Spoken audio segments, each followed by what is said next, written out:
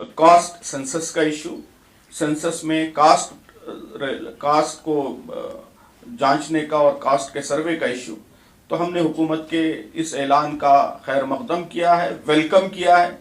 ये बहुत ही पुराना मतालबा था सारी अपोजिशन पार्टीज का। जमात ने भी इस मतालबे को सपोर्ट किया था, पुरजोर सपोर्ट किया था, हमेशा सपोर्ट करती रही है कि कास्ट का सर्वे किया जाए ताकि हकीकी स्टैटिस्टिक्स आदाद शुमार मालूम हो और जो मुख्तलिफ कास्ट, खास तौर पे जो बैकवर्ड कास्ट जिनके साथ कई सदियों से इनजस्टिस हो रहा है, नाइंसाफी हो रहा है, नाइंसाफी हो रही है पॉपुलेशन में, उनके रेशो के मुताबिक उनको हिस्सेदारी दी जाए।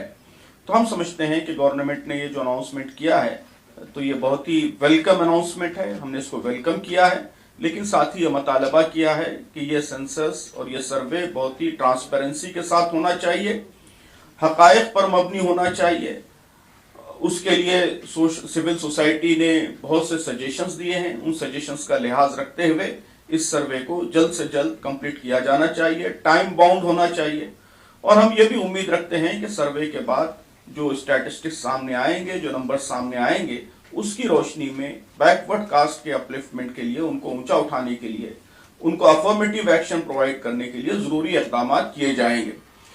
आज से 70-80 साल पहले रिजर्वेशन को बहुत ही इंपॉर्टेंट मेजर के तौर पर इख्तियार किया गया, लेकिन अब जब इकोनॉमिक सिनेरियो हमारे मुल्क का पूरी तरह बदल गया है, अब जॉब्स का बड़ा हिस्सा वो प्राइवेट सेक्टर में है, तो इस सूरत में इस नए इकोनॉमिक सिनेरियो में बैकवर्ड कम्युनिटीज के अपलिफ्टमेंट के लिए, उनको अफर्मेटिव एक्शन प्रोवाइड करने के लिए बहुत से नए मेजर्स की, नए पॉलिसी इंटरवेंशंस की जरूरत है। तो हम उम्मीद करते हैं कि कास्ट सर्वे के बाद जो हकायक सामने आएंगे उसकी रोशनी में इस तरह के मेजर्स जरूर लिए जाएंगे। और जो कुछ पहलगाम में हुआ, जिस तरह अटैक हुआ, बेकसूर लोगों की जानें ली गई, तो उसको हमने बहुत ही स्ट्रॉन्ग वर्ड्स में कंडेम किया था। तो आज की इस प्रेस कॉन्फ्रेंस में भी हम इसको दोबारा दोहराना चाहते हैं कि बेकसूर इंसानों का इस तरह कत्ल, ये पूरी इंसानियत का कत्ल है, पूरी ह्यूमैनिटी का कत्ल है, और दुनिया का कोई कॉज, कोई मकसद वो इस तरह के कत्ले आम को और बेकसूर शहरियों के कत्ले आम को जस्टिफाई नहीं कर सकता।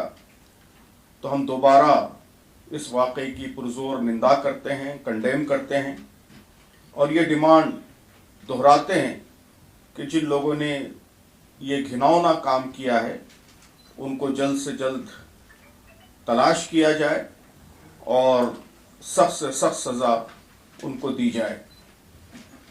उसी के साथ साथ इस वाक़े ने कश्मीर में और मुल्क के बॉर्डर्स के पास हमारी जो सिक्योरिटी वल्नरेबिलिटी है उसको एक बार और उजागर किया है। ये बात कही जा रही थी कि आर्टिकल 370 को ख़त्म करने के बाद कश्मीर में मुकम्मल तौर पर अमन कायम हो गया है और वहाँ बड़े पैमाने पर फ़ौज मौजूद है, इसलिए अब ये टूरिस्ट के लिए और आम लोगों के लिए ये जगह सेफ बन चुकी है। लेकिन इस वाक़े ने ये बात वाज़े की है कि ऐसा नहीं है, बल्कि अभी भी हमारे पॉलिसीज़ में, उसके इम्प्लीमेंटेशन में कुछ सीरियस फ्लॉज हैं जिसको एड्रेस करने की ज़रूरत है। तो हम समझते हैं कि इसका इन्वेस्टिगेशन होना चाहिए, वहाँ पॉलिसी करेक्शन होना चाहिए और आम लोगों की ज़िंदगियों को प्रोटेक्ट करने के सिलसिले में खुसूसी इक़दाम किए जाने चाहिए।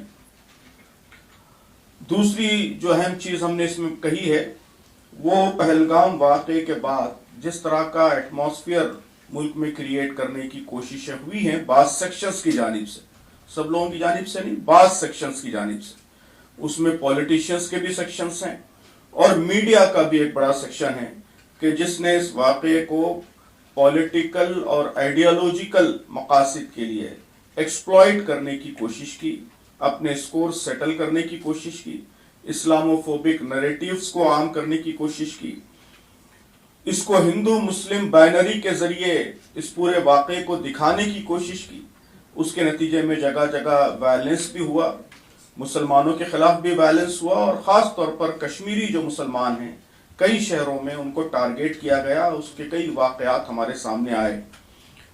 और बहुत ही ख़तरनाक बात यह है کہ نیشنل سیکیورٹی سے ریلیٹڈ اتنے سینسٹیو میٹر کو لوگ اپنے کمیونل اور پولیٹیکل ایجنڈا کے لیے، نیرو پولیٹیکل ایجنڈا کے لیے اس کا مس یوز کر رہے ہیں، اس کے لیے فیک نیوز کریٹ کیے جا رہے ہیں. اس کے بھی بہت سے واقعات آپ کے سامنے آئے، اور مین اسٹریم میڈیا میں بھی جس طریقے سے نریٹو جنریٹ کیا گیا وہ بھی ہائیلی ڈپلوریبل ہے.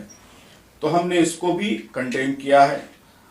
ظاہر ہے کہ جن لوگوں نے پہلگام میں بے قصور لوگوں کو نشانہ بنایا وہ بھی ٹیررسٹ ہیں، اور جن لوگوں نے اس کے جواب میں دیگر بے قصور لوگوں کو ملک کے مختلف شہروں میں نشانہ بنانے کی کوشش کی وہ بھی ٹیررسٹ ہیں. اور دونوں کا کنڈیمنیشن ہونا چاہیے. نیشنل سیکیورٹی کا ایشو ہے، ایسے ایشو پر پولیٹکس کرنا اور کمیونل پولیٹکس کرنا یہ بہت ہی شدید قابل نفرت، قابل مذمت حرکت ہے. یہ اینٹی نیشنل، سب سے زیادہ اینٹی نیشنل حرکت ہے. جو لوگ اس طرح کی حرکتوں میں ملوث ہیں ان کے خلاف بھی سخت سے سخت کارروائی ہونی چاہیے، ان کو بھی سزا دی جانی چاہیے.